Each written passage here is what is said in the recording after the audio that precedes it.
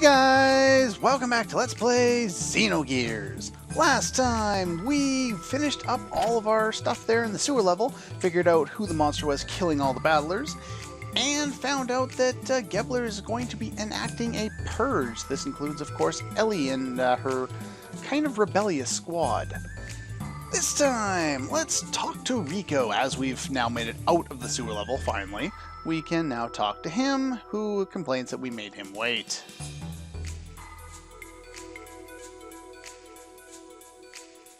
If you remember last time, he wasn't burying the monster. We saw another strange scene with Satan and this weird emperor guy that looks kind of weird. But other than that, yeah, so he waited outside. What exactly is Satan up to here? Anyway, that's a good thing. We're all figured out here. Oh yeah, I guess that does make things better. That would make sense. You notice how the choice of word is opponents and not enemies? He doesn't really have a reason to be his enemy.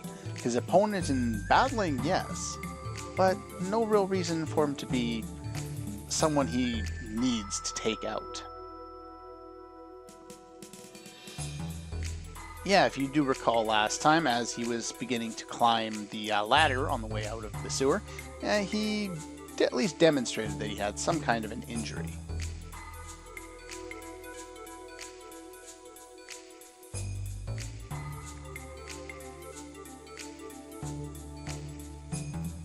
Sure thing. This is true. However, before we can fight Rico, we have day 3 of the battling tournament to have fun with. So, yeah. Everything's going to be left to Faye, Satan's going to leave, Rico just left. Well, I guess it doesn't bother him?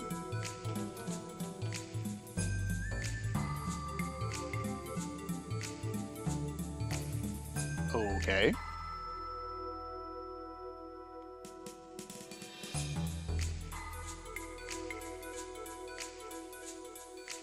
This is true. We actually have 3 more opponents to face off against before we can move forward and fight Rico there in the final round for the championship.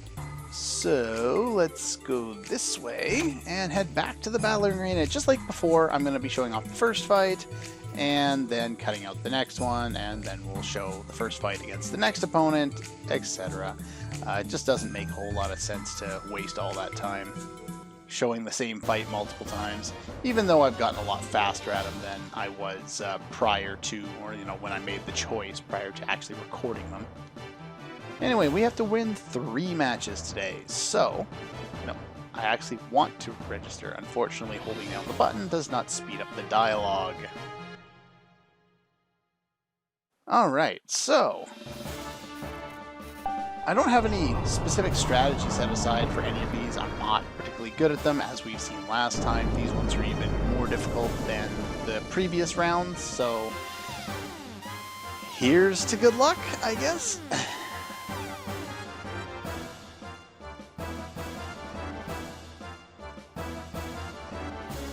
Now be careful. Because some of these guys can do quite a bit of damage to you. And some of them will block a lot, others will just spam from a distance. Nope. And back with ow. This guy likes to block a lot. So let's take him down there. Alright, I'll see you in a moment. Alright, next round. And for that last one, I got 1,500 as my base prize. Careful.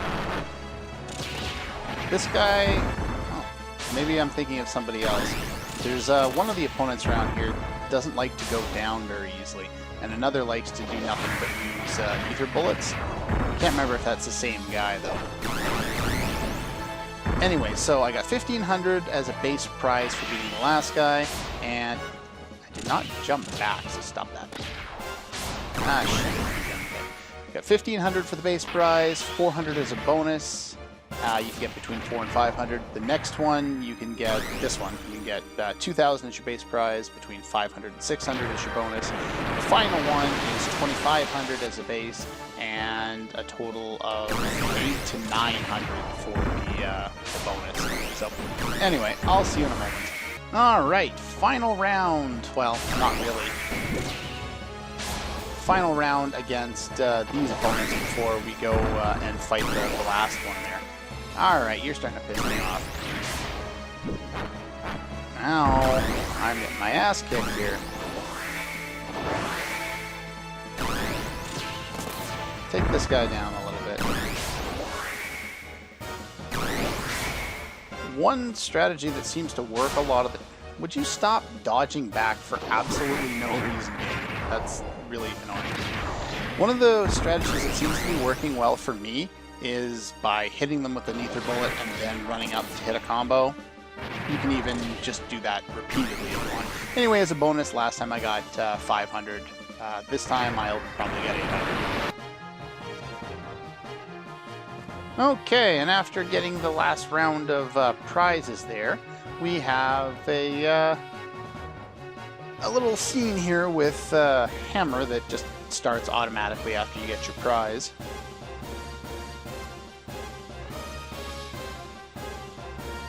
Both of us, including you. Why does Hammer get released? Though he's kind of ignoring that point. Maybe I should have as well. Either way, he said we, not, you so pretty obvious.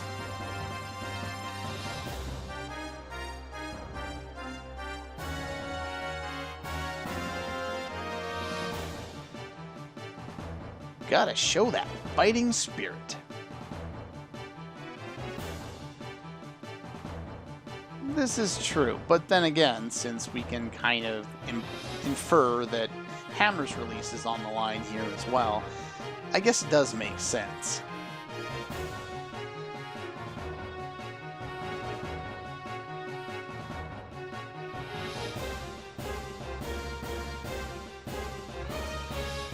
No, we don't really need to.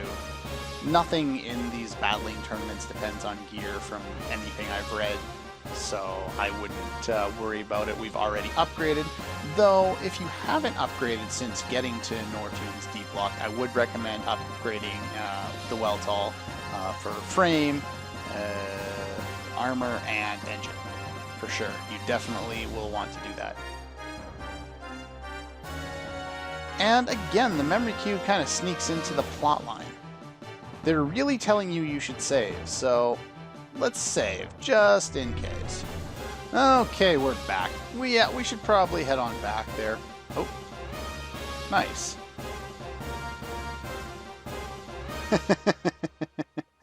I guess I kind of walked out and then spawned the scene, but I guess I didn't go far enough. I'm not too sure. That's the first time I've ever seen the game do that. Kind of odd. I guess the replacement parts would be pretty crude considering we are in prison. We don't want to give the prisoners gears powerful enough to take on your military. That would not work very effectively at maintaining order.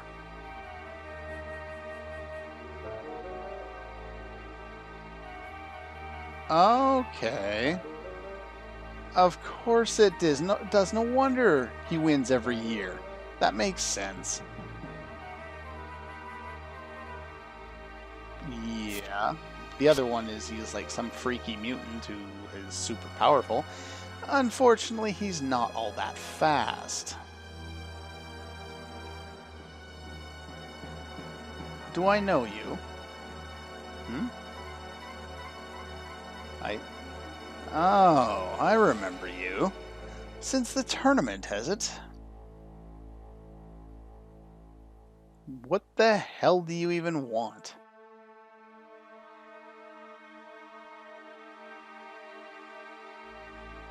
Why not? And he's gone. So, what's going on then? Like, do I just... nothing? Game? Are we just gonna look for him all over again? Well, no, apparently he can teleport.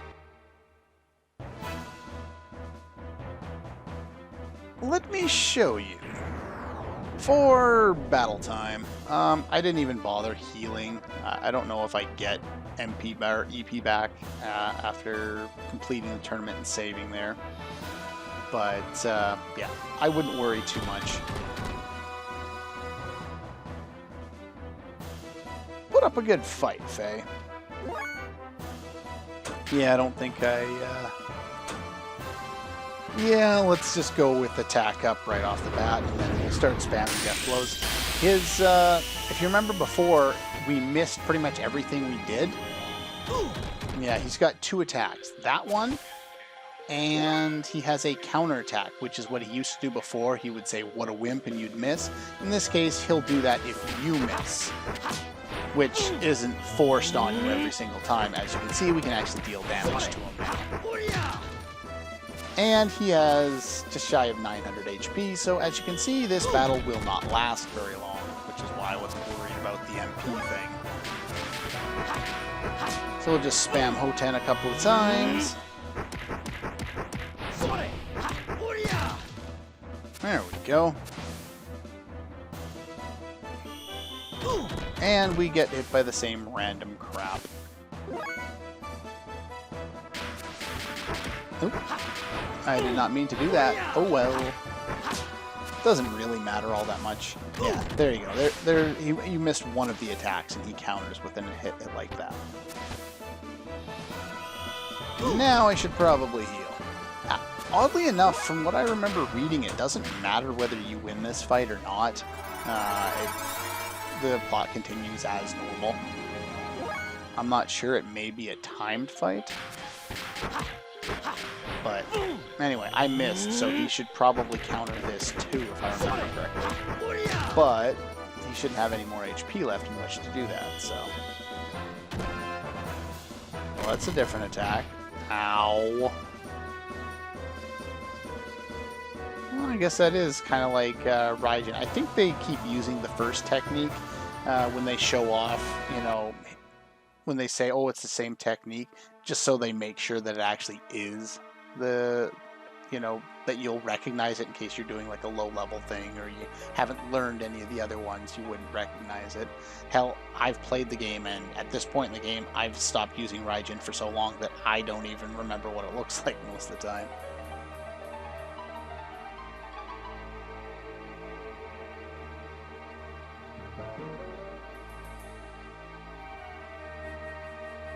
Okay.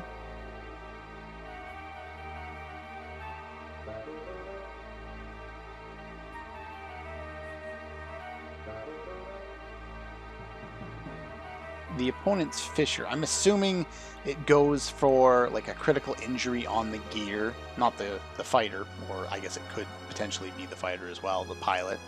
But if you say go for the leg and you eliminate the leg, then obviously he's not going to be able to stand very effectively. As I? Seriously, game? That just sounds so off. How do you know who I am? 3? Wait a minute.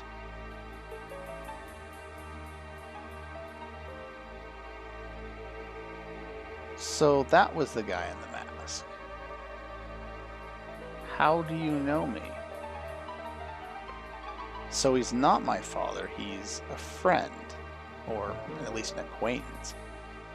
Because I remember back in Leyhan, one of the people had mentioned that it was likely, or they thought it was the case, that the person who actually brought Faye to the village was in fact his father. But that has been disproven. And we have the first name, or one of the names. I think they may have mentioned these before, but Khan is the name of Faye's father, which of course is kind of confusing. Karan Ramses is obviously not Khan, but they start with KH on both of them, so just know that there's a difference between the two. They're not referring to the same person.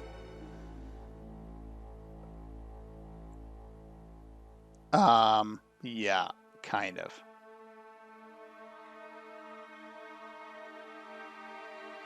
Injured state.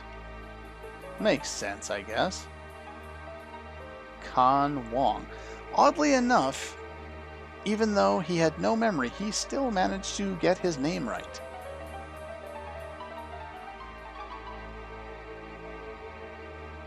Oh, so like a fellow student.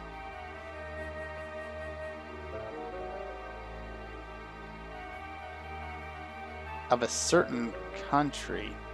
Well, what the hell country is that? And we find out his mother's name is Karen. I didn't actually go and check out those names to check for meaning, so... Oops. Yeah, I don't really think you needed to explain that, Satan. Then again, I guess Faye is kind of stupid.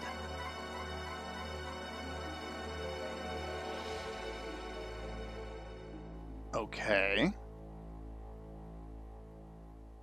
Where is his mother?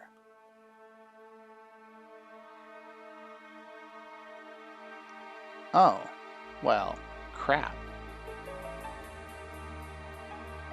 Well, here's some good news. I remember, lots of stuff about your past. Here's the bad news. Yeah. Your mom's dead. That's great.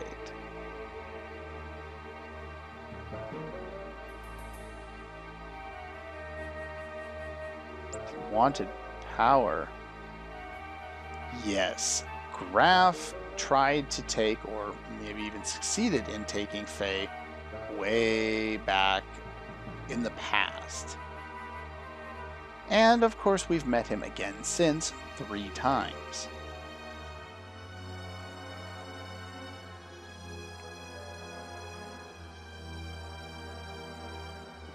So it seems like Graf is still kind of playing at it, trying to help Faye advance and gain more power so that he can make use of that power.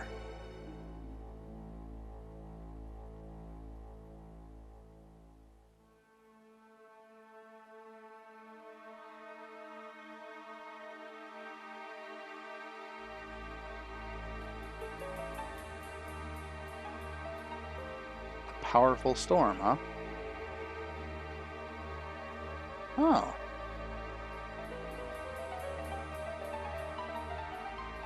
And apparently, I guess Khan went first in order to rescue Faye, and Wiseman showed up after.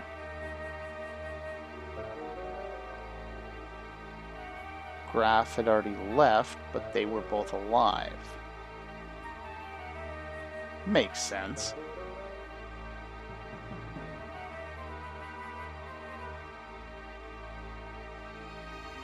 Okay.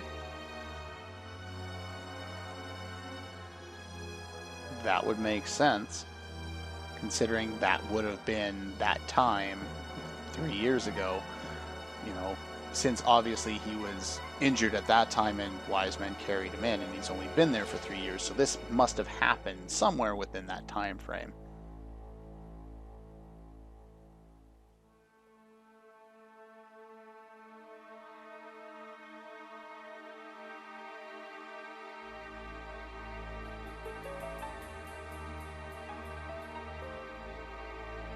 Oh, so his father's still missing.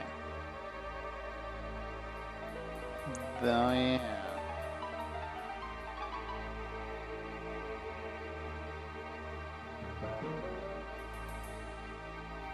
Huh. Well, that's great. Now both of his parents are dead, and he has nowhere to go back to. Great! Now, Faye may be an idiot, but he definitely does have a lot of pressure and a lot of misfortune going about him.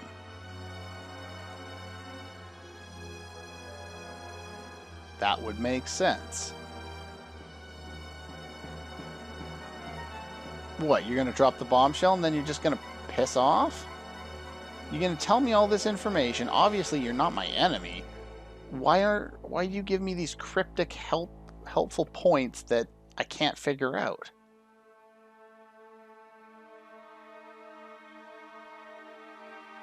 Yeah.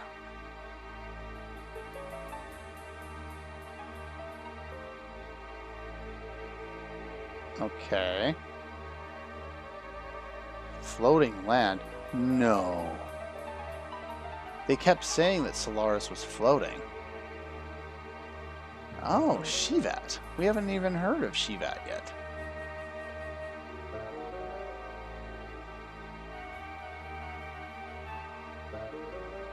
The floating land.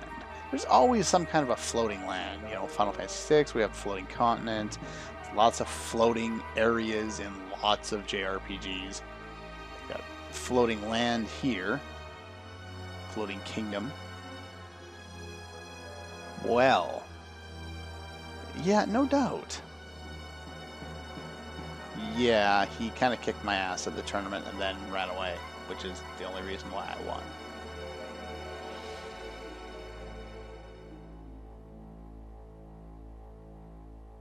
And Hammer's freaking out. You can kind of read down there. That one went automatically. I couldn't control that one. What is going on here?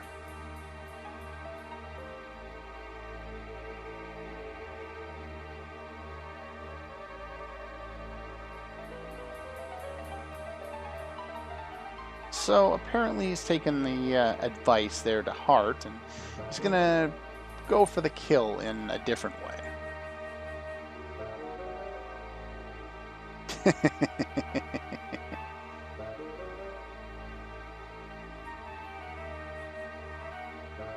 There's no experience for that fight against Wiseman, regardless of whether you win or lose. Just so you know there. Probably a good idea to do that. Do we have more scenes? No, we don't. Okay, so that's going to do it for this episode of Let's Play Xenogears. Next time, we are at the final round at long last, and we'll be able to go one-on-one with Rico and his gear, which we've only kind of briefly heard about. And if we can manage to defeat him, we will be the battling champion. So, like I said, that's all for this one, and I'll see you guys next time.